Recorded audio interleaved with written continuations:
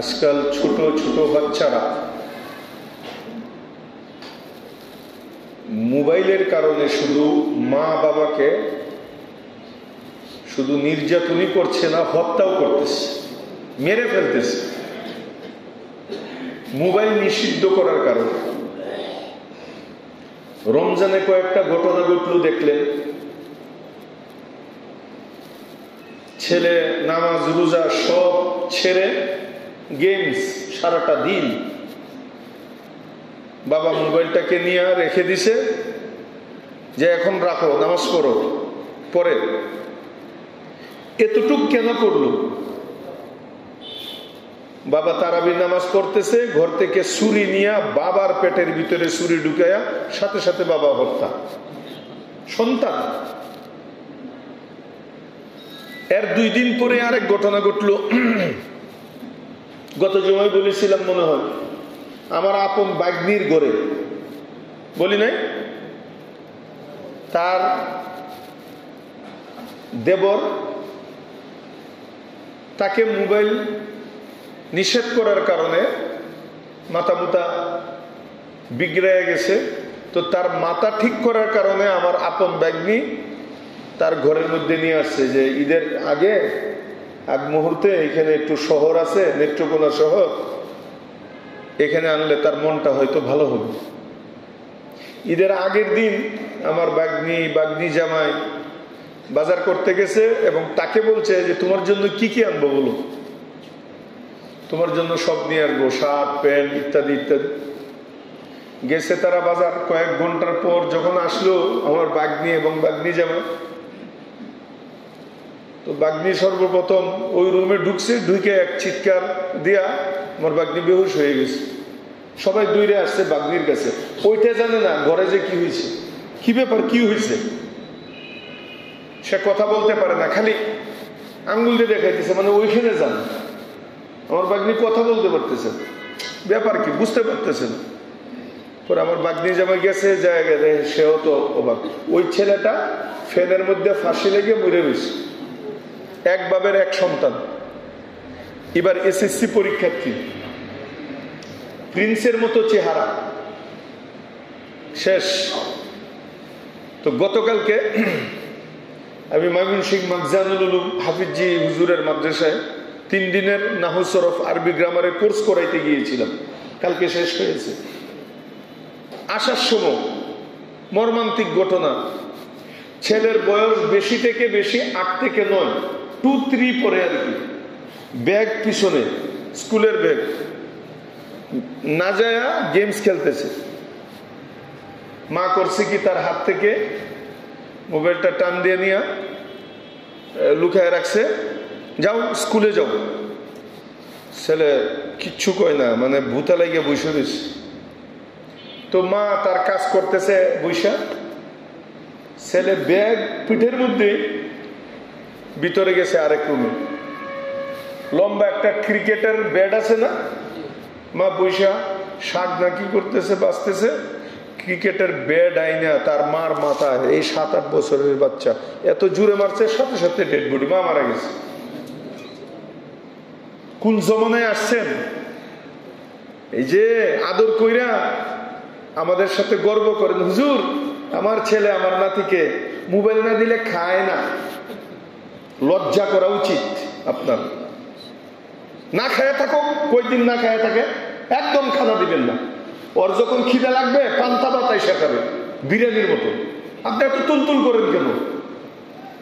আপনি খাওয়ার জন্য তার জিন্দেগিটা নষ্ট করে দিতেছেন। না খাক, তালা মেরে রাখেন ঘরের মধ্যে, না খায় থাক, দেখি কয়দিন থাকতে পারে, তবুও মোবাইল পাবে না। আপনি বেশি আদর করে এরা বাদর বানায় ফেলাইতেছেন। শেষ, মেয়েও শেষ, ছেলেও শেষ। আর একটু বয়স হইলে তো একেবারে জীবনের জন্যই শেষ। আপনার মেয়ে না, আপনার ছেলে না, ও আরেকজনের। যা হাজার হাজার ঘটতেছে আমাদের দেশে, দায়ী শুধু মোবাইল, শুধু মোবাইল। এইটার কারণে হচ্ছে। এই জন্য ভাই, এই জমানায় এখন সবচেয়ে বড় চ্যালেঞ্জ হইল সন্তানকে মানুষ বানানো। আপনার কয়েকশো কোটি টাকা আছে, আপনি 5টা বিল্ডিং বানাইয়া ফেলাইতে পারবেন, এটা সহজ। কিন্তু একটা ছেলেকে মানুষ বানানো, আপনার মেয়েটাকে মানুষ বানানো, এটা পুরো বিশ্ব জয় করার চেয়ে আরো বেশি কঠিন। কথা বুঝাইতে পারি নাই। এই জন্য ভাই দুনিয়ার সব কিছু একদিকে রাখেন, সন্তানকে মানুষ এবং আদব শিখানো ওইটা আরেকদিকে রাখেন। হুজুর সময় পাই না। আরে আপনি এইগুলো কার জন্য করতেছেন? বিল্ডিং দিয়ে সন্তান কি করবে? আরো বাদর হবে যে আমার তো বিল্ডিং আছে, অত কষ্ট করে নাই, কষ্ট করছেন আপনি। বিনা পরিশ্রমে বেচ্চা বেচ্চা খাবে, ইট এক একটা বিক্রি করবে, মদ খাবে, গাঁজা খাবে, ইয়াবা খাবে, বাবা খাবে, এবং আপনার উপরে ঠিক টাইমে নেশার দ্রব্য যখন না পাবে আপনার উপরে অত্যাচার করবে, প্রয়োজন হইলে আপনাকে হত্যা করবে। আপনি কার জন্য টাকা কামাইতেছেন? আগে মানুষ বানান, ছাপড়া গড়ে থাকেন, কোনো সমস্যা নেই। আপনি পলিটিং দিয়ে পেশায় থাকেন, কোনো সমস্যা নাই। ছেলেকে মানুষ বানান, মেয়েকে মানুষ বানান। এই জন্যই কিতাবের মধ্যে লেখে একজন বাবা তার সন্তানের জন্য পৃথিবীর শ্রেষ্ঠ উপহার হইল একটা আদব শিক্ষা দেওয়া। আদব কখনো কোনো কিতাবে পাইবেন না। বাবার জন্য শ্রেষ্ঠ হইল একটা প্লট রেখে যাওয়া, বিল্ডিং রেখে যাওয়া না। দেখতেই আছেন কত বিল্ডিং। এই জন্য ভাই সন্তানকে সময় দিতে হবে। আপনি চাকরিটাকে এত বড় মনে করতেছেন, এটা যে আপনার মহা চাকরি, এটা জানেন? এরপরে এমন সময় রিটায়ার করবেন, সন্তান তখন পাকা হয়ে যাব, আপনার কথা তখন খাইবে না, আপনার কথা সন্তান গ্রহণ করবে না তখন। এখন বাচ্চা ছোট আছে, তার মাথা, তার ব্রেন, তার মেজাজ এখন কাদামাটির মতো আছে, যেভাবে গড়বেন সেভাবে গড়বে। এখন আপনার সুযোগ আপনার ছেলেকে, আপনার নাতিকে, আপনার মেয়েকে, সন্তান অধীনস্থ যারা আছে, এখন কথা শোনার বয়স, তাকে আদব শিখান, ঘরের মধ্যে তালিম শুরু করেন, বিবিকে নিয়ে মাঝে মাঝে মাস্তুরাতের মধ্যে যান, তাদেরকে আল্লাহওয়ালাদের কথা শোনান। যদি ঘরটাকে সুন্দর এবং জান্নাতের ঘর বানাইতে চান, টাকা পয়সায় আরাম আনতে পারে না, এর দলিল আপনারাই, ভুক্তভোগী যারা বিল্ডিং এ কখনো শান্তি দিতে পারে না, এর প্রমাণ আপনারাই যারা এর ভুক্তভোগী।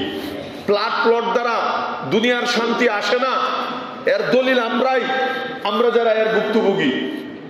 একমাত্র বাবার কলিজা ঠান্ডা করতে পারে একজন নেক সন্তান, শিষ্টাচারওয়ালা, আদবওয়ালা, ভদ্র একটা সন্তান, যার চেহারা দেখলে কলিজা ঠান্ডা হয়ে যায়, তাকায়া থাকতেই মন চায়। 10 জন যেন বলে, না রে অমুকের সন্তান একটা আছে কিছু। ওরা নামাজ পড়ে, সালাম দেয় মুরব্বীদেরকে, আদবের সাথে নতজানু হয়ে চলে। পুরা এলাকার মানুষ ওকে নিয়ে গর্ব করে, ইস অমুকের টাকা না থাকলে কি হবো, একটা সন্তানের মতো সন্তান বানাইছে। এবং বাবারা বলে, এ লাখ লাখ সন্তান না বানায় ওর মতো একটা সন্তানই যথেষ্ট। বলে কি বলে না? আদবের অনেক দাম, শিষ্টাচারের অনেক দাম। এই জন্য আজকে থেকে 1450 বছর পূর্বে মহান রব্বুল আলামিন তার ঐশী গ্রন্থ কুরআনুল কারীমের মধ্যে আজীব একটা আয়াত আপনার আমার জন্য রেখে গেছেন, আল্লাহ তাআলা নাজিল করেছেন। আমি যে আয়াতটি খুতবার মধ্যে তিলাওয়াত করেছি, আল্লাহ তাআলা বলেন, ইন্নামা আমওয়ালুকুম ওয়া আওলাদুকুম ফিতনা। তোমাদের মাল, আমওয়াল মানে মালের বহু বচন, ধন সম্পদ। আওলাদ এটা ওয়ালাদুনের বহু বচন, সন্তানাদি।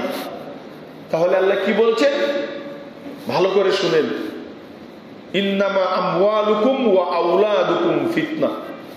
তোমাদের এই সারা জিন্দেগীর ধন সম্পদ কামানো, কুক্ষিগত ব্যাংক ব্যালেন্স, ইন্ডাস্ট্রিজ, এই যে খালি জমা করতেছো, এটাও তোমাদের জন্য ফিতনা। ওয়া আওলাদুকুম, এবং তোমাদের সন্তানাদি, যদি তুমি তাদেরকে শিষ্টাচার শিক্ষা না দাও, এটা তোমার জন্য ফিতনা। অথচ যে ধন সম্পদ আরামের জন্য মনে করতেছি, আমি কামাইতেছি, এর দ্বারা আরাম হবে, আল্লাহ বলে না এটা ফিতনা। এটা কে বলতেছে ফিতনা? ভাই সবাই বলেন না কেন, কে বলতেছে? সন্তানাদি যাদেরকে কোনো আদব কায়দা শিক্ষা না দিয়া খালি টাকা, তাদের জন্য ঘর বানাইতেছি, বাড়ি বানাইতেছি, বিল্ডিং বানাইতেছি, আর মনে করতেছি ওরা আমাকে সুখ দিবে, শান্তি দিবে। আল্লাহ করেন না, ফিতনা। সন্তানও তোমার জন্য ফিতনা। এই যে দেখেন ফিতনা শুরু হয়ে গেছে। চিন্তা করা যায়, সন্তানের হাতে বাবা হত্যা, সন্তানের হাতে মা হত্যা। গত কিছুদিন আগের কথা ভুলে যান নাই কেউ? ওই চট্টগ্রামে সাগরের পারে পতেঙ্গা জাহাঙ্গীর নামক এক ছেলে তার বাবাকে কেটে 13টা টুকরা করছে। একটা গরু কেউ এরকম ভাবে কাটে না, একটা সন্তান কিভাবে পারলো? বাবা, চিন্তা করা যায়? যে মা বাবার ব্যাপারে আল্লাহ বলেছেন ফালা তাকুল্লাহুমা উফ, সাবধান, এমন আচরণ করো না যেন তাদের মুখ থেকে উফ শব্দটাও বের হয়। আর সেই সন্তান সেই বাবাকে কেটে শুধু রেখে দেয় নাই, পরে ঠান্ডা মাথায় 13টা টুকরা করেছে। শুধু জবা করে নাই, জবা করার পরে কয় টুকরা? 13 টুকরা। 13 টুকরা করেছে। এমনিও বড় বড় জিনিসগুলোকে টুকরা করলে 5টা টুকরা হয়, গলা 1 টুকরা, 2 হাত 2 টুকরা, 2 পা 2 টুকরা, পরে 13 টুকরা মানে কি? কথা বুঝছেন নি? এরপরেও কচু কাটা করছে একটা বাবা। আল্লাহু আকবার। চিন্তা করতেও তো আমাদের গা শিহরে ওঠে।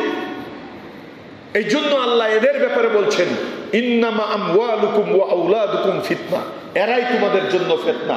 কখন? যদি তুমি তাদের জন্য শুধু টাকা টাকা, ঘর ঘর, প্লট প্লট, এইগুলোর খালি তুমি তাদের জন্য বানাইতে থাকো, জমা করো, আর শিষ্টাচার, আদব, আখলাক, কুরআন, নৈতিকতা, দিন তাদের জন্য যদি শিক্ষা না দাও, তাহলে তুমি অপেক্ষা করো, টুডে বা টুমারো তোমার জন্য এই সব তোমার ফিতনা হবে। মালও তোমাকে কামড়াইয়া ধরবে, সন্তান তোমাকে হত্যা করবে, কমপক্ষে তোমাকে বিড়ালের বাচ্চার মতো ঘাড়ে দইরা বৃদ্ধাশ্রমে রাইখা খিচুড়ি খাওয়াবে, আর ওরা ফুর্তি করবে তোমার রেখে যাওয়া বিল্ডিং এ। অথচ বাবারা গর্বের সাথে আমাদেরকে বলে সন্তানের জন্য করতেছি। সুদ খায় সন্তানের জন্য, ঘুষ খায় সন্তানের জন্য, মানুষকে ধোঁকা দিয়া বড় বড় বিল্ডিং বানায়, সন্তান আমরা তো জানোই গা, ওদের জন্য কইরে থইয়া যায়। আপনি একটা বুকা, আপনি একটা বুকা। আপনি বুকে হাত দিয়া দেখেন সন্তানকে আসল জিনিস দিয়েছেন কিনা। মাল আজকে আছে, কালকে ভূমিকম্প হইলে 6 তলা আলু ভর্তা হয়ে যাবে, তো কই গেল আপনার বিল্ডিং? 1 সেকেন্ড লাগবে। দেখেন না কয়েকদিন আগে মায়ানমার 31 তলার বহুতল ভবন ধূলিসাৎ হয়ে গেছে কয়েক সেকেন্ডে। হাজার হাজার মানুষ নিষ্পেষিত হয়ে গেছে। এর আগে অন্যান্য রাষ্ট্র বিভিন্ন জায়গার মধ্যে হইতেছে, আপনি কিসের করতেছে? জায়গা জমি, এই যে মুরব্বীরা বলতো হাতের ময়লা, সত্যি হাতের ময়লা, গোসা দিলে উঠে, আবার যারা দিলে চলে যায়। হাতের ময়লা দেখেন নাই? একটু গামলে গোসা দিলে উঠতেই থাকে, উঠতেই থাকে, আবার যারা দিলে চলে যায়। এটাই টাকা পয়সা দুনিয়ার। সবচেয়ে বড় আপনার সম্পদ হইল, আল্লাহ রাসূল ইরশাদ করেছেন, তোমার জীবদ্দশায় সন্তান তোমার জন্য সুসন্তান তোমার সম্পদ, আর মারা যাওয়ার পরেও আওয়ালাদিন সালিহিন ইয়াদউ লাহু, যে তোমার জন্য হাত উঠায় কবরের পাশে যায়, চোখ থেকে গড়গড় করে 2 ফোঁটা পানি ঝরায়া মাওলার শাহী দরবারে হাত উত্তোলন করে তোমার জন্য কেঁদে কেঁদে যে দোয়া করবে, এই সন্তান তোমার জন্য ইহকালেও সম্পদ, পরকালের জন্য সম্পদ। কিসের ঘর, কিসের বাড়ি?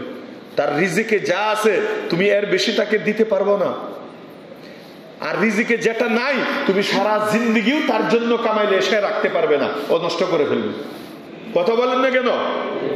এর জন্য আল্লাহ কোরআনে বলছেন তোমার সন্তানের চিন্তা তুমি করো কেন? ওমা মিন দাব্বাতিন ফিল আরদি ইল্লা আলাল্লাহি রিজকুহা, এর জিম্মাদার তো আমি, ও তো আমার বান্দা, তোমার বান্দা না। এর তো আমি বানাইছি, তুমি বানাও নাই। তাহলে সে কি খাবে না খাবে এটার জিম্মাদারি এটা আমার। কিন্তু এর জন্য এতটাই না হওয়া যে আমি দুনিয়া ছাইরা, আল্লাহ ছাইরা, রাসূল ছাইরা শুধু ওর জন্যই জমা করতেছি, অথচ তাকে আদব শিখাইতেছি না। সারাটা দিনের মধ্যে তাকে একটা ঘন্টা সময় দেওয়ার মতো সময় নাই। না ঘরের মধ্যে তালিম, না তরবিয়ত, না কুরআন, না হাদিস, না আদব, না আখলাক, আছে কি একটা টিভি আর নেট। সারাদিন এক একজনে এক এক দিকে, মা দক্ষিণ দিকে ফিরে মোবাইল টিপতেছে, ছেলে উত্তর দিকে ফিরা মোবাইল টিপতেছে, বাবা সারাদিন কষ্ট কইরা অফিস থেকে আইসাও সেও কেমন বাবা সুপায় বসে সেও মোবাইল টিপতেছে। ভালো কইরা কাহারও চেহারা কেউ সুন্দর করে দেখতেও পারে না। কথা বলে না কেন? তাকানোর মতো টাইম নেই তো। জবাব দিতেছে নিচের দিকে তাকায়া, কেউ ভাত হয়েছে, হয়েছে, যাও টেবিলের মধ্যে আছে, যায় খায়া লাও, দেখতে আছে। জামাইয়ের চেহারা কি কালো না সাদা, আজকে চেহারাটা কি ভালো না বিভৎস, দেখার টাইম নাই। মোবাইল, এক মোবাইলে পুরা খায়াল। আপনি মনে করতেছেন ইহুদিরা শুধু ফিলিস্তিন নষ্ট করতেছে? আমাদের পুরা পৃথিবীর মুসলমানের দিলের ফিলিস্তিন নষ্ট করে দিতেছে এই এক মোবাইলের মাধ্যমে। এটা ইহুদিদের চক্রান্ত। ওরা আমাদের মতো এরকম আজে বাজে মোবাইল চালায় না। ওরা মোবাইল চালায়, মোবাইলের মাধ্যমে কি করতেছে জানেন? এক একটা কিবোর্ডের মধ্যে একটা টাচ করে আর এক একটা বম ফুটতেছে। আপনার আমার মোবাইলের মধ্যেও ওই প্রোগ্রামগুলো আছে, আপনি আমি জানি না, সময় মতো টের পাইবেন, আপনি নিজেই ভ্রষ্ট হয়ে যাবেন। এই মোবাইলের মধ্যে বোম আছে, এটি বুঝবেন না। এটা হলো ইহুদিদের চক্রান্ত, তাদের সাজিশ এটা। এর জন্য ভাইও এখনো সময় আছে সন্তানকে মানুষ বানানোর জন্য, দেওয়ার জন্য সময় বের করেন। দুনিয়ার টাকা, গাড়ি বাড়ি সন্তানের জন্য রেখে যাওয়ার পিছনে আর আল্লাহ ছাইরা, আল্লাহ রাসূল ছাইরা আর সময় দেওয়ার দরকার নেই। সন্তানকে আদব শিখাইতে হবে। সন্তানকে মানুষ বানাইতে হইলে অনেক পূর্ব থেকে তার প্ল্যান করতে হয়। সবচেয়ে হাসি লাগে তখন যখন সময় হারায়া মাঝপথে আইসা আমাদের কাছ থেকে তাবিজ নিতে চায়। হুজুর, ছেলে কথা মানে না, মেয়ে কথা মানে না, সে নিশাকুর, ও মদখুর, বড়টা গাঁজাকুর, মেজুডা ইয়াবাকুর, এরপরে সেজুডা বাবাকুর। হুজুর একেবারে এক বালতি পানি পইরা দেন, খাওয়ামু, বাড়ি যায় খাওয়ামুর সাথে সাথে যাতে সবাই আব্দুল কাদের জিলানি হয়ে যায়, এমন ফু দেন। তখন হাসি আসে, হায় হায়, সারাটা জীবন তুমি হাতে ধইরা নষ্ট করলা, আর আমার এক ফুয়ে তারে আব্দুল কাদের জিলানি বানাইয়া দিব। দুনিয়াটা এত সহজ। ফু দিয়া যদি সব হইতো, নবীর দাঁত ভাঙতো না। নবী মসজিদে নববীত বৈশা আল্লাহর সাথে যোগাযোগ করে একটা ফু দিতেন, সব কাফের মরে যেত। কথা বলে না কেন? বদরের মধ্যে সাহাবায়ে কেরাম শহীদ হইতেন না। ওহুদের ময়দানে নবীজির মাথা ফাটতো না। তায়েফের ময়দানে বৃষ্টির মতো পাথরে মার খাইতে হইতো না নবীজির। রক্তে, মাথার রক্ত ফিসকি দিয়া জুতা মুবারক লালে লাল হয়ে যাইত না যদি দোয়ার দ্বারা আর ফু দ্বারা আর উতার পড়ার দ্বারা সব হইত। আর দুনিয়া দারুল আসবাব, এই দুনিয়া হইল আসবাবের মাধ্যমে আল্লাহ তাআলা প্রতিষ্ঠিত করেছেন। আল্লাহ এটাও বুঝাইছেন আমি আসবাব ছাড়াও করতে পারি, কিন্তু এটা আমার সিস্টেম না। দেখো, মা বাবা ছাড়া আদম বানাইছি, মাও নাই বাবা নয়, এটা আমি পারি, এটা দেখাইলাম। বাবা ছাড়াও সন্তান দিতে পারি, ঈসা আলাইহিস সালাম, এটি পারি, এটা দেখাইলাম। কিন্তু আমার সিস্টেম এটা না। আমার সিস্টেম বিবাহ করবা, স্বামী স্ত্রীর মাধ্যমে সন্তান, এটাই হলো আমার সিস্টেম। কিন্তু আল্লাহ পারে, এটা ছাড়াও পারে দেখাইছে, কিন্তু করবে না আল্লাহ, কারণ এটা নিজাম না, মাধ্যম ধরতে হবে আমাদের। আমি আমার সন্তানকে, আমার ছেলেকে, আমার মেয়েকে এরকম ভাবে জিন্দিগি নষ্ট কইরা পরে শুধু উতার পড়া আর তাবিজ কবজের জন্য আমি দৌড়বো। আমাদের গ্রামে একটা কথা আছে, কাঁচা না নুয়ালে বাঁশ, পরে করে ঠাস ঠাস। কথাটা বুঝছেননি? কাঁচা না নুয়ালে বাঁশ, পরে করে ঠাস ঠাস। বাঁশটা যখন নাকি কাঁচা থাকে তখন যেমনি চেমনে বাঁকা করতে পারবেন। যখন নাকি বাঁশটা পাকা হয়ে যায়, শুকাইয়া যায়, পরে যখন নাকি বাঁকা করতে চাইবেন তখন ঠাস ঠাস করে ফাইটে যাবে, বাঁকা আর হবে না। এটাকেই বলা হয় কাঁচা না নুয়ালে বাঁশ, পরে করে ঠাস ঠাস। আপনার বাচ্চা যখন হাতের নাগালে তখন সে কাঁচা বাঁশ, তখন সে কাদা মাটি। এর দ্বারা যেভাবে আপনি নাচাবেন সেমনি নাচবে সে। আপনি যা শিখাবেন ওইটাই তার ভিতরে আসবে। কিতাবের মধ্যে আছে, আল ইলমু ফিস সিগার কান নাকশি আলাল হাজার। ছোটকালে বাচ্চাদেরকে শিক্ষা দেয়া এটা পাথরের মধ্যে লেখার মতো, পাথরের মধ্যে লেখার মতো, এটা কোনোদিন মুছে না। আপনি ছোটকালে যে শিষ্টাচার, আদব, দুয়া, দুরুদ, আদব তাদেরকে শিখাবেন, ওইগুলো তার মনে থাকবে জীবন ভরা। এই জন্য তো মুরব্বীরা অনেকেই বলেন আমাদেরকে, হুজুর আমার বাবা বলতেন এই বলেন কি বলেন না, ওই যে বাবার দুইটা কথা এটাই নিয়ে আপনি সারাদিন চলতেছেন, এটা এখনো মনে আছে। অথচ ছোটকালে আপনার বাবা বলেছিলেন আপনাকে, এইগুলো গর্ব করে আমাদের কাছে বলেন, হুজুর আমার বাবা বলতেন কেউ ঠগাইও না, আমার বাবা বলতেন মিথ্যা কথা বলো না। আরে ভাই বলে কি বলে না মুরব্বীরা, দেখেন বাবার দুইটা কথা এমন ভাবে ধারণ করে রেখেছে, কেন?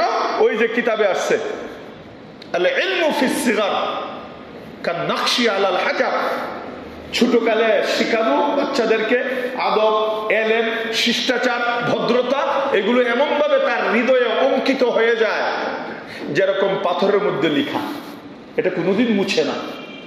এখন এই সময়টা যখন আপনার শিখানোর সময়, তখন আপনি পুরা দিন রাত আপনি অফিসে। দুর্ভাগ্য ওই সমস্ত সন্তানের যার বাবার সাথে সাথে মাও অফিসে, সে একা, সে বড় হচ্ছে বুয়ার কুলে। বুয়া কি? বুয়া কাকে বলে?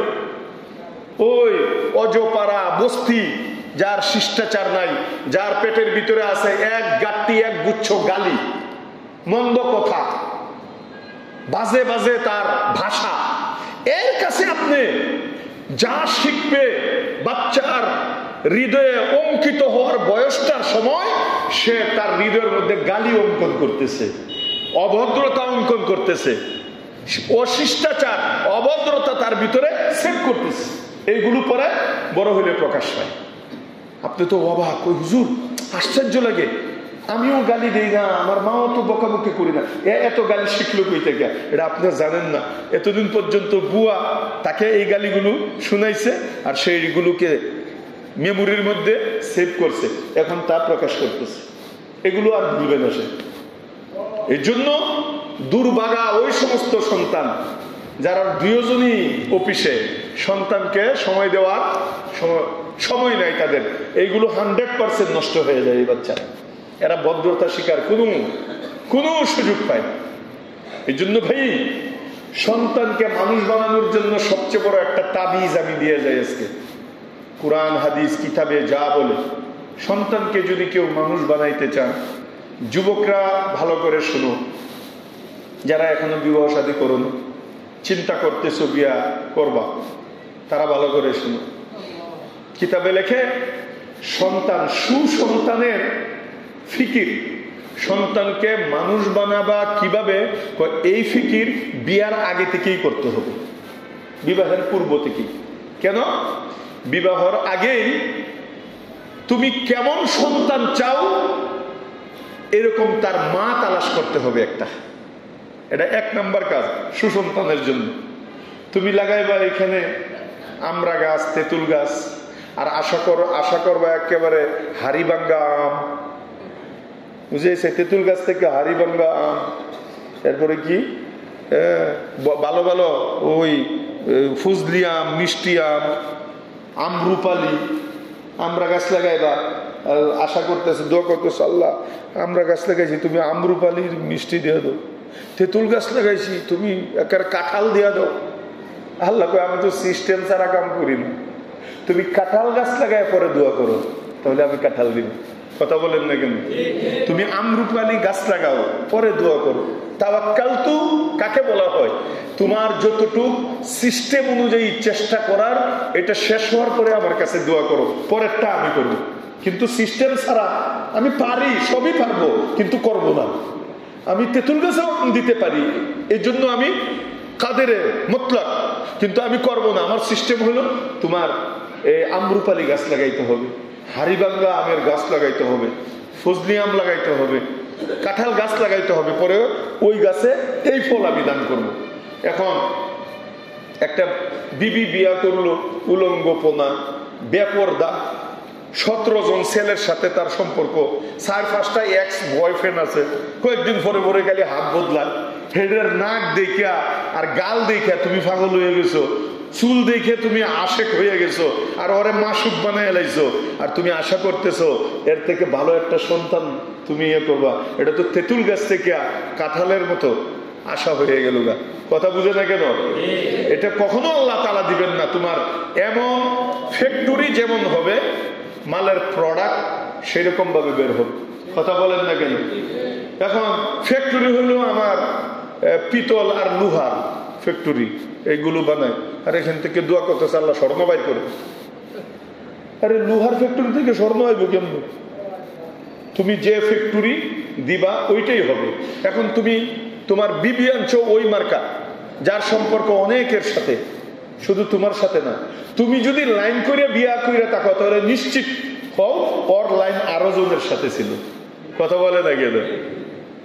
এরকম না যে হ্যাঁ রাবিয়া বসরি আর তুমি হাসান বসরি, একের তার আর কোথাও নাই, একের স্টার্ট আমার থেকে একেবারে এদিক সেদিক ডানে বামে তাকাই নেই। এটা কখনো আশা করে না। এই জন্য তুমি তোমার সুসন্তান যদি তুমি কামনা করো, তাহলে তোমার এর প্ল্যান নিতে হবে বিবাহের আগে থেকে। এটা কিতাবের কথা। আগে মা তুমি চয়েস করো, তালাশ করো, ওই ধরনের যে ধরনের মা আনবা। তুমি তোমার বিবিকে চোখ বন্ধ করে তাকে একবার মা বানাও, যে সে মা হইলে তখন কেমন হবে। তাকে একবার মনে মনে নানি বানাও, যে এর কিছুদিন পরে সে নানি হবে, তখন কেমন নানি হবে। আমার সন্তানদের, আমার নাতিদের নানি তাকে বানাইবে কিনা। তুমি মনে মনে তাকে দাদি বানাও। আজকে তোমার প্রেমিকা, ঠিক আছে, এই স্টেশনগুলো যখন পার হবে তখন তাকে মানাবে কেমন, সে আমার সংসারটাকে কিভাবে সাজাবে, সে সন্তানদেরকে ভদ্রতা কতটুকু শিখাতে পারবে। এটা তো নির্ভর করবে সে কতটুকু ভদ্র। সে যদি ঝগড়াটে হয়, সে যদি বেপরদা ওয়ালি হয়, সে যদি এরকম অনেক পুরুষের আসক্তি হয়, সবার সাথে এরকম মোবাইলওয়ালা হয়, চেটিং মিটিং মোবাইল আর ইন্টারনেটওয়ালা হয়, তাহলে তুমি কি করে তুমি এই তেঁতুল গাছ থেকে আশা করতে পারো যে তুমি মিষ্টি কাঁঠালের ফল খাবা? এটা একটা শুধু কল্পনা, যে কারণে ওই সমস্ত সংসারগুলো বেশি দিন টিকে না। 100-র মধ্যে 99% যেগুলো এইভাবে বিবাহ শাদী হয়, মা বাবার বুকের মধ্যে লাথি দিয়া, মা বাবার চোখের মধ্যে পানি ঝরায়া নিজে পছন্দ করে বিয়া করছে, এই মা বাবার বদদুয়ার কারণে এই সংসার শান্তিতেও থাকে না, টিকেও না। টুডে টুমারো এটা ভেঙে যায়, 1-2 বাচ্চা হওয়ার পরেও ভেঙে যায়। এর দলিল আমি হাজার, কারণ আমরা মুফতি সাহেব তো, আমাদের কাছে তালাকের যত ফতোয়া আসে 90% উপরে তালাকের ফতোয়া আসে এমন সম্পর্কের মাধ্যমে বিবাহ হয়েছিল, পরে আর ভালো লাগে না। কারণ ভালো যা লাগছে এটা তো বিয়ার আগেই লাগছে। কথা বলে না গিয়া? বিয়ার আগে বাদাম খাইতে ভালো লাগতো, আপেল খাইতে ভালো লাগতো, বিভিন্ন উদ্যানের মধ্যে ঘোরাঘুরি করতে ভালো লাগতো। বিয়ার পরে যখন বউ কয় বাদাম আনো না, কয় তোরে বাদাম খাওয়াইছি না, আর কত খাবি। এখন জামাই তাকায় দেখে কিরে আমার বউ কই, এটা তো আগের ডাই, নতুন বউ তো কিছু পাইলাম না, এত পুরান ডাই। তো ভিতরের মধ্যে যে বিবির প্রতি একটা কাশিস আগ্রহ, এটা আল্লাহর পক্ষ থেকে এটা উঠে নিয়ে যাওয়া। তখন আর এই বউ মজা লাগে না, মোহব্বত তাকে লাগে না, তার প্রতি ভালোবাসাও থাকে না। তখন শুধু মারামারি, ঠেলাঠেলি, কিলাকিলি, গুতাগুতি, এইগুলো অহরহর নয়, হাজার ফ্যামিলিতে নগদ চলতেছে, নগদ চলতেছে। এইখানে অনেক আছে, আমার কাছে আসে। আমি তাবিজ দিয়ে কি করবো ভাই? তাবিজের তো সময় হারায় গেছে, সব জিনিস তাবিজ দিয়ে হয় না। হুজুর একটা তাবিজ দেন, কিনলে গিয়া কই হুজুর আমার একটা যেন বাচ্চা হয়। ঠিক আছে, বাচ্চার তাবিজ দিছে হুজুরে, আবার আসছে কয়েক মাস পরে, হুজুর তাবিজে তো কাজ করে না, একটু কড়া তাবিজ দেন যাতে হুজুর বাচ্চা হয়। হুজুর আর একটা কড়া তাবিজ দিছে, আবার কয়েক মাস পরে এসে হুজুর কাম তো হয় না, হুজুর একটা ভালো তাবিজ দেন। দিতেছি তো ভাই, পরে তাবিজ দিছে, আবার আসছে। পরে হুজুর জিগে, আচ্ছা তুমি বিয়া করছি নি? কই না, বিয়া করি নাই। এখানে হ্যাঁ এখনো বিয়া করে নাই, তাবিজ নিতেছে বাচ্চার জন্য। এটা কি আশা করা যায় কখনো? কথা বলেন না কেন? তাহলে সিস্টেম অনুযায়ী আমার আগাইতে হবে, সিস্টেম অনুযায়ী আমার পদক্ষেপ নিতে হবে, তাহলে না বাচ্চা হবে। এই জন্য মুআজ্জাজ হাজিরিন, সুসন্তান ভালো বাচ্চার জন্য মনে রাখেন 1 নম্বর করণীয় কি? বিবাহর আগেই বাচ্চার মা চয়েস করা। আইয়াস্তানজিবা উম্মাহু, 1 নম্বর কাজ। ওয়া আইয়ুহসিনা ইসমাহু, 2 নম্বর কাজ। আর ওয়া আইয়ুআল্লিমাল কুরআন, এটা 3 নম্বর কাজ। এই 3টা কাজ যে বাবা করবে, গ্যারান্টি আল্লাহ তাআলা তার কুলে চাঁদের মতো আল্লাহ পাক কলিজা ঠান্ডা করা এমন সন্তান তার ঘরে আল্লাহ উপহার দিবে। এই 3টা কাজ করবে। এই 3টা কাজ আমি আজকে আপনাদেরকে শোনাবো, যে 3টি কাজ করলে আল্লাহ তাআলা সুসন্তান উপহার দিবে। 1 নম্বর কাজ হলো আইয়াস্তানজিবা উম্মাহু, ভালো একজন দিনদার মা নির্বাচন করা। 1 নম্বর কাজ কি ভাই বলেন সবাই? ভালো দিনদার মা নির্বাচন করা, এটা হলো 1 নম্বর শর্ত। যদি সন্তান ভালো পেতে চান, বদ্দিন মার দ্বারা বদ্দিন সন্তান হবে। আপনি যতই তাবিজ কবজ লাগান না কেন, কাজ হবে না। আগে মা দিনদার হতে হবে, তাহলে সন্তান দিনদার হবে। যেমন গাছ তেমন ফল, কয় না মুরব্বীরা? কথা বলে না কেন? বৃক্ষ তোমার নাম কি? ফলে পরিচয়। যেমন গাছ তেমন ফল হবে। আর 2 নম্বর বাবার ডিউটি হইল ওয়া আইয়ুহসিনা ইসমাহু, তার সুন্দর একটা নাম রাখা। এটাও বাবার একটা দায়িত্ব। অনেকে বাস এই 2 অক্ষরে নাম তালাশ করে, ঠাস ঠুস নাট বল্লু একেবারে শর্টকাট, এটা মনে করে একটা আধুনিকতা। হ্যাঁ, একজনের কাছে গেছে, হুজুর আমার নিজে কইছে, কই ভাই আমার জ্বালায় মারতেছে, ফোন করছে, কই হুজুর বাচ্চা হয়েছে, একটা নাম হুজুর। হুজুরে তো মাশাআল্লাহ নবীদের নাম বলছে অনেকে, এটার মধ্যে কোনটা চলে হয় না হুজুর, এটাই তো অনেক লম্বা লম্বা, একটু শর্টকাট হইলে ভালো। পরে সাহাবীদের 20-25টা নাম বলছে, শর্টকাট একটু। পরে হুজুর তাবিঈনদের নাম বলছে, কই হুজুর, হুজুরের মিজাজ যাইতেছে আস্তে আস্তে খারায়। হুজুর মানে 100-150 নাম তার সামনে কোনোটাই হইব না, শর্টকাট নাম লাগবে, আনকমন নাম লাগবে, আনকমন। হুজুর এমন নাম এটা বলেন যেটা নাকি কেউ রাখে নাই। হুজুর কত সুন্দর সুন্দর নাম বলতেছে, কাম হয় না। পরে হুজুর বলতেছে, হ্যাঁ আমি একটা নাম পাইছি, এটা আপনি রাখবেন। কি হুজুর? এটা আনকমন নাম, পৃথিবীর কেউ এই নাম রাখে না। হুজুর এটাই তো তালাশ করতেছি। কি নাম? আপনার বাচ্চার নাম আজকে থেকে কুত্তার বাচ্চা, কারণ এটা তো আর কেউ নাম রাখে নাই। হ্যাঁ আনকমন চাইতেছে। কি কইলেন? আমি আর কি পুরা কোরআন শরীফ শেষ করে দিছি নাম কইতে কইতে। সমস্ত নবীদের নাম বললাম, সাহাবাদের নাম বললাম, তাবিঈনদের নাম বললাম, আমাদের কোনোটাই পছন্দ হয় না। এমন আনকমন লাগবো যেটা কেউ শুনে নাই নাম হিসাবে। কুত্তার বাচ্চা ছাড়া আর কি করবো? শুয়োরের বাচ্চা যে কইছি না, এটা আমাদের কপাল বালা। এইরকম ভাবে 2 নম্বর শর্ত হলো, এই জন্য নিজে নিজে নাম রাখতে চাইবেন না। অনেক সময় নাম অনেকে কোরআন শরীফ দেখে নাম রেখে দেয়। আর ভাই কোরআন শরীফের মধ্যে তো কাফেরের নাম আছে, মুশরিকের নাম আছে, কোন শব্দের কি অর্থ এটা কি আপনি জানেন? একজনের জিজ্ঞাসা, নাম কি রাখছেন? কই তুকাজ জীবন। কই পাইছেন? সূরা রহমান একটু পরে বলে আইছে না, ফাবিআইয়ি আলাই রাব্বিকুমা তুকাজ্জিবান। অথচ এর অর্থ হলো মিথ্যুক। হ্যাঁ কোরআনে ফাইসাই লেগে রাখছে। ভাই তুমি তো আলেম না, তুমি তো আরবি ব্যাপারে দক্ষ না, ও অর্থ তুমি না জানি তুমি তুকাজ জীবন রাখছো, এ তো মিথ্যুক হয়ে গেল, মিথ্যাবাদী হয়ে গেল। আরে ভাই কথা বুঝছেন নি? এই জন্য নিজে নিজে পণ্ডিতি করা যাবে না, উলামায়ে কেরামের দ্বারস্থ হইতে হবে। আরেক পণ্ডিত একদিন বৈশা বৈশা লাল কালি দেয়া কোরআন শরীফে খালি কাটতাছে, নাম কাটে। আরেকজন তো মিজাজ খারাপ হয়েছে, হায় হায় এ আবুল্লিয়া করে কি? তুই কি করাস? এমনি কোরআন পড়ি না, অনেকদিন পরে কোরআন হাতে নিয়েছে, আজকে মিজাজটা খারাপ হয়েছে। কস কি? কোরআন দেখে তোর মিজাজ খারাপ হয়েছে? দেখেন পুত পবিত্র আমার মাওলার কালাম, আল্লাহর কালাম, এই কালামের ভিতরে ফেরাউনের নাম, হামানের নাম, কাফেরের নাম, মুশরিকের নাম, এটি সব কেটে দিতেছি। তুই কাটতে কি করতেছ? ভাই একটা বালা কাজ করতেছি, এই কাফেরের নামের জায়গার মধ্যে আমার নাম আর আমার আব্বার নাম বসাইতেছি। ভাই এই জন্য এটা হলো জাহেল হওয়ার কারণে এই অবস্থা আমাদের হয়। এই জন্য এলেমের দরকার। আল্লাহ কোরআনে বলছেন, কুল হাল ইয়াস্তাবিল্লাযীনা ইয়ালামুনা ওয়াল্লাযীনা লা ইয়ালামুন, যারা দ্বীনের ইলম জানে আর যারা জানে না, ওরা কিয়ামত পর্যন্ত কখনো কখনো সমান সমান হতে পারে না। হইতে পারে তুমি বাড়িওয়ালা, হইতে পারে তারা গাড়িওয়ালা, হইতে পারে প্লটওয়ালা, হাজার হাজার লক্ষ কোটি টাকার বাড়িওয়ালা, গাড়িওয়ালা, টাকাওয়ালা, পয়সাওয়ালা, কিন্তু যাদেরকে আল্লাহ তাআলা ওই আরশে আজিমের ইলম, লৌহে মাহফুজের ইলম যাদেরকে দান করছেন, এদের দ্বারে কাছে কিয়ামতের আগ পর্যন্ত কেউ পৌঁছতে পারবে না। এটা আল্লাহ বলেছেন, এটা আমার কথা না। কুল ইয়াস্তাবিল্লাযিনা ইয়ালামুন ওয়াল্লাযিনা লা ইয়ালামুন। নবী বলুন ওদেরকে, যারা দ্বীনের ইলম জানে আর যারা জানে না ওরা কি কখনো এক হইতে পারে? কখনো এক হইতে পারে না। এই জন্য আমি নাম কি রাখবো এটা আমি সিলেক্ট করলে কাজ হবে না। এটাও কার কাছ থেকে শুনতে হবে? হুজুরের কাছ থেকে শুনতে হবে। আর তৃতীয় নম্বর হলো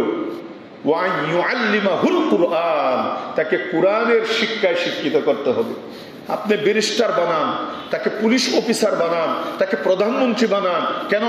তুরস্কের প্রেসিডেন্ট এরদোগান সে পুরা 30 পারা কোরআনের হাফেজ, অথচ সুপার পাওয়ার একটা রাষ্ট্রের প্রেসিডেন্ট।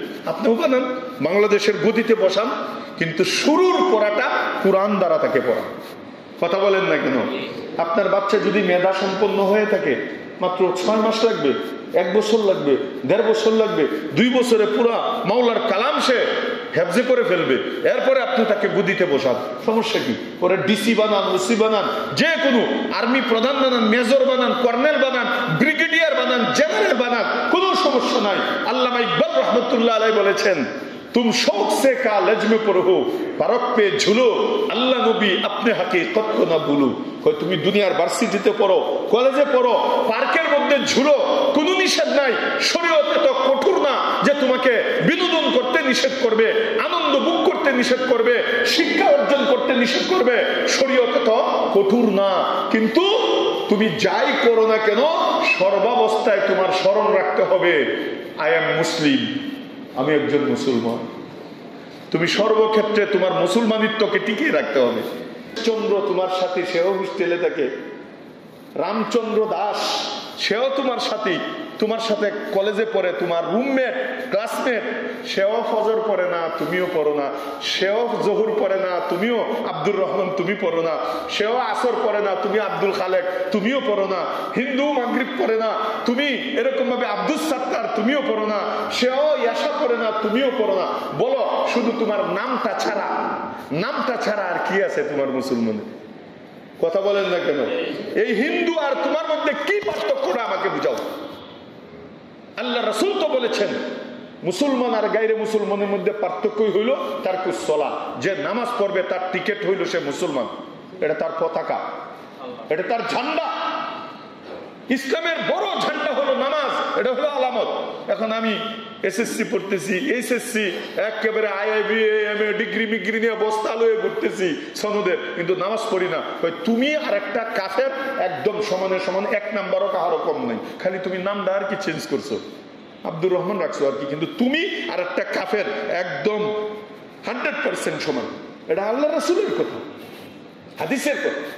তাহলে আল্লামা ইকবাল বলেছেন, তুমি কলেজে পড়ো, ভার্সিটিতে পড়ো, অক্সফোর্ড ইউনিভার্সিটিতে পড়ো, হার্ভার্ড ইউনিভার্সিটিতে পড়ো, আমেরিকা, লন্ডন, চীন, জাপান, সারা পৃথিবীতে যাও, কোনো সমস্যা নাই। কিন্তু সদা সর্বদা তোমার মনে রাখতে হবে, আমি একটা মুসলমানের বাচ্চা।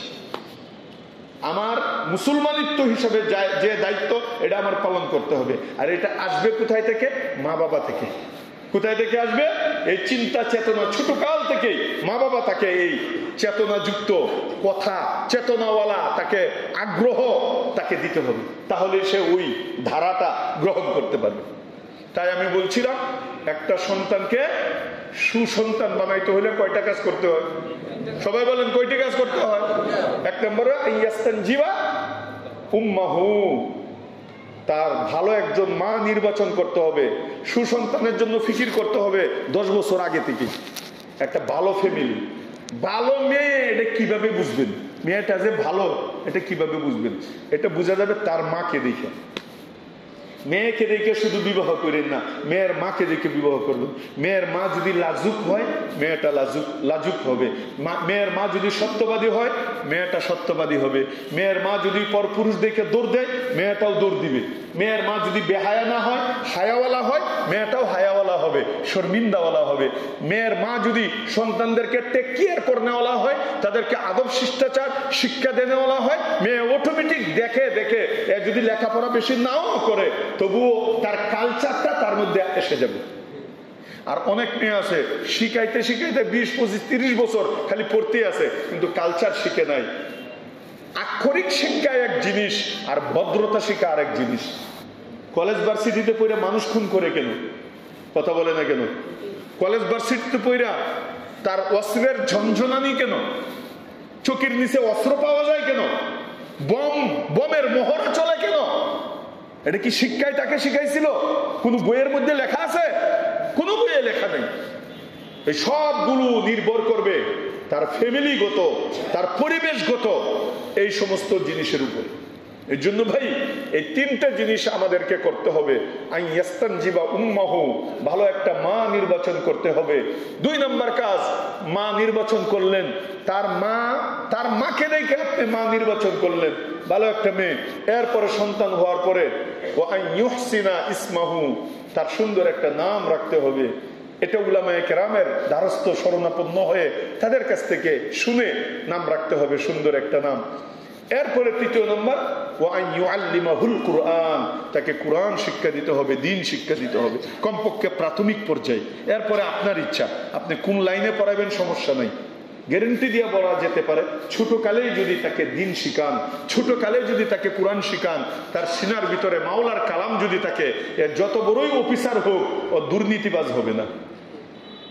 যত বড়ই অফিসার হোক, যত বড়ই গদিতে বসুক না কেন, সে বেগম পাড়ায় যায় বাড়ি বানাবে না, তার কোরআন তাকে বাধা দিবে। সে সুইস ব্যাংকের মধ্যে বাংলাদেশ বিক্রি কইরা গরিবের পেটের মধ্যে লাঠি দিয়া সুইস ব্যাংকের মধ্যে হাজার হাজার কোটি টাকা জমা করবে না, তার কোরআন তাকে বাধা দিবে। কথা বলেন না কেন? এমন সন্তানদেরকে সোনার সন্তান বলা হবে। এদেরকে দেখে কলিজা ঠান্ডা হয়ে যাবে। আর এদের জন্য, এমন কলিজা ঠান্ডাওয়ালা সন্তানের জন্য দোয়া করার জন্য আল্লাহ আমাদেরকে কোরআনে দোয়া শিক্ষা দিয়েছেন। সবাই এই দোয়াটা করার জন্য আল্লাহ বলেছেন, রব্বানা হাবলানা মিন আজওয়াজিনা ওয়া যুররিয়াতিনা কুররাতা আয়ুন ওয়াজআলনা লিল মুত্তাকিনা ইমামা। ওয়াহ, কি আজীব দোয়া! যে আল্লাহ আমার এমন বিবি দাও, যদি স্বামী হয়ে থাকে। আর যদি স্বামী হয় তাহলে সে দোয়া করবে এমন বিবি দাও। আর বিবি যদি হয়ে থাকে তার অর্থ হবে এমন স্বামী দাও। এরপরে স্বামী স্ত্রী যদি হয়ে থাকে অর্থ হবে এমন সন্তানের দাও। ও যুররিয়াতিনা, যে সন্তান যে বিবির মাধ্যমে, যে স্বামীর মাধ্যমে কুররাতা আয়ুন, দেখলেই কলিজা ঠান্ডা হয়ে যায়, চোখ শীতল হয়ে যায়, এমন দাও। এটা আল্লাহ বলছে আমার কাছে এই দোয়াটা করো। এই জন্য ইব্রাহিম আলাইহিস সালামও দোয়া করতেন আল্লাহর কাছে, রব্বানা হাবলানা মিন আজওয়াজিনা ওয়া যুররিয়াতিনা কুররাতা আয়ুন রব্বি হাবলি মিনাস সালিহিন, রব্বি হাবলি মিনাস সালিহিন। আল্লাহ নেককার দিও। আমরা একটা ভুল করি, হুজুরদের কাছে সন্তান হয় না খালি তো হুজুর একটা সন্তানের লাগে তাবিজ দেন, একটা বাচ্চার লাগে তাবিজ দেন। ডাক্তারের কাছে যায়, ডাক্তার সাহেব টাকা যা লাগে আমার একটা যেন বাচ্চা হয়। কেউ বলে না নেক সন্তান, এই শব্দ বলে না।